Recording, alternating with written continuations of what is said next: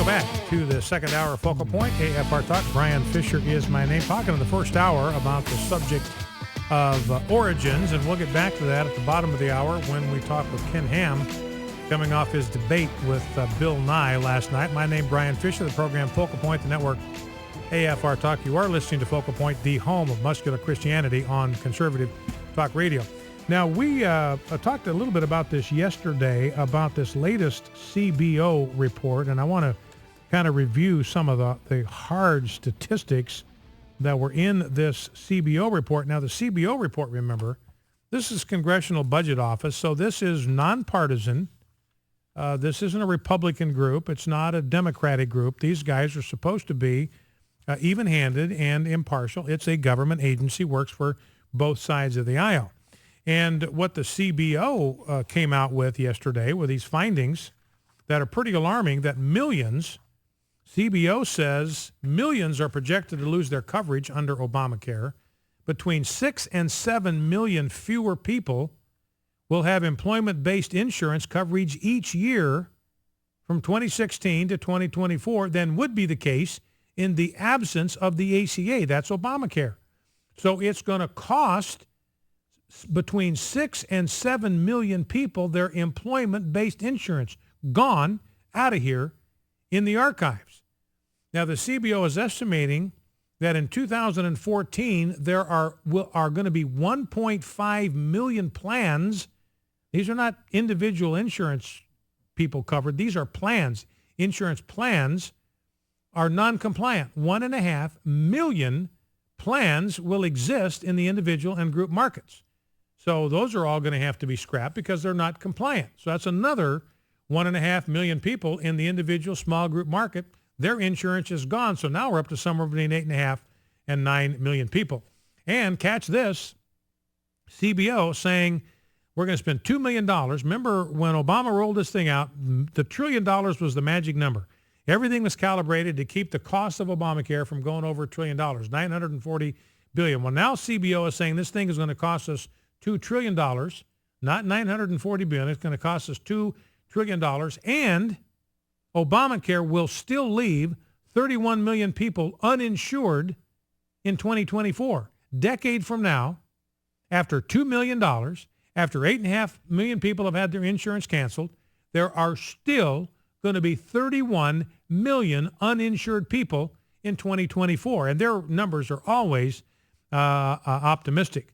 And so now the CBO they're downsizing their estimate of the number of people that are going to get insurance. Their enrollment projections now are down to 6 million from their previous estimate of 7 million. So the whole thing is just an absolute and total catastrophe. Now, how is the White House trying to spin this?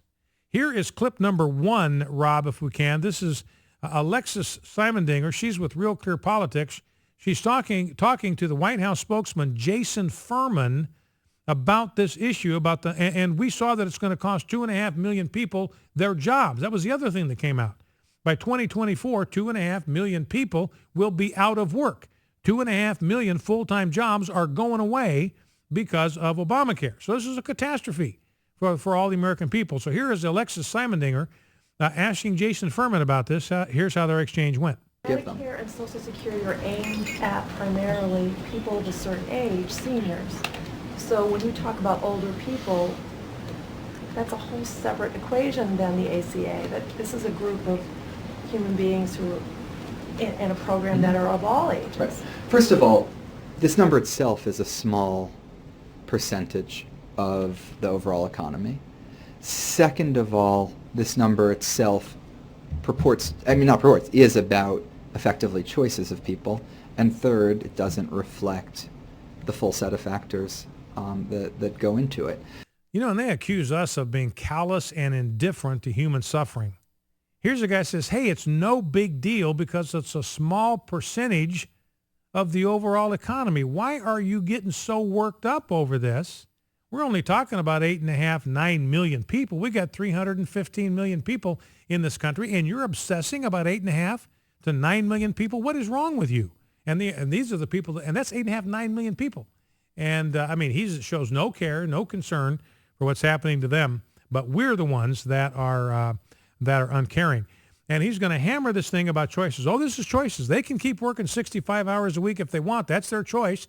They'll do without insurance. They'll have to pay through the nose for insurance. But hey, if they want to choose to work 65 hours a week, they can do it. It just opens up choices for people.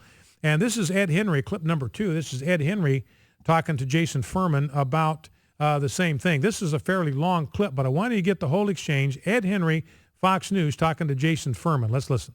On your example, when you were talking about somebody working 60 or 65 hours a week, and they might now be able to work, can't remember if it was 30 or 35 hours a week, and they'd have health insurance, just an example. So it's a good thing that they now have health care, maybe they didn't before. But isn't that man or woman going from 60 or 65 hours to 30? They're making less money, right? I'm saying if the main thing going on here was a change in labor demand. And labor demand, just to be clear, that is the decision that employers are making. So employers are cutting jobs because of the Affordable Care Act. That would be a bad thing, because that means somebody who really wanted a job wouldn't be able to get one. You might see the unemployment rate go up as a result of that, for example. CBO explicitly says that you're not going to see an increase in the unemployment rate, that when you see changes, it'll be that person who maybe didn't want to work those hours. They still have the option to. They still can, but in that case, maybe they'll decide they don't need to anymore, and that, in their case, might be a better choice and a better option than what they had before. If they make that choice and they go from 60 to 30, 35 hours, presumably that family's going to have a lot less take-home pay, and they're going to have less money to put back into the economy. Right. But we just described that example. I mean, first of all, it's a hypothetical example, but What was your hypothetical? right, you know, it's my hypothetical. That is completely fair. Again, it's a choice they're making. All right, that's all we need This out of that doesn't- clip, Rob. We can cut out of that one. So Ed Henry says, you're pretty cavalier about this. You got somebody that's been working 60 to 65 hours a week, and all of a sudden, because of Obamacare, they're being cut back to 30 hours a week so that they don't have insurance through their employer.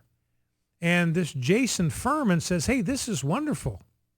If that guy still wants to work 65 hours a week, he can. Well, that's not true. He can't.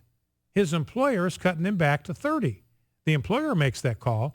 So Jason Furman says, well, that's the employer's fault. Don't blame that on us. The employer is doing that. The employer is cutting him down to 30 hours a week. Not our fault. It's the employer's fault. And he can still work 65 hours a week.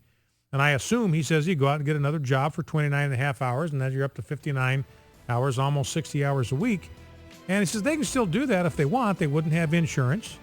They'd be spread thin, and they'd be working 2 jobs instead of 1, and they wouldn't have health insurance. But hey, life is full of tough choices, and that's another option that they've got. They can drop down to 29 hours a week, and they can get subsidized insurance, and maybe they would love that. Maybe they would like that. They get subsidized insurance, and they don't have to work as much. Life is good. Life is grand. So that's just another example of just the incredibly, it's just an obnoxious spin that the White House is putting on all this. We'll play another exchange between Peter Alexander of NBC talking to Jason Furman about the same thing, because the mainstream media, I mean, they're just not buying the swill that the Obama administration's dishing out. Focal Point AFR Talk, back in 2.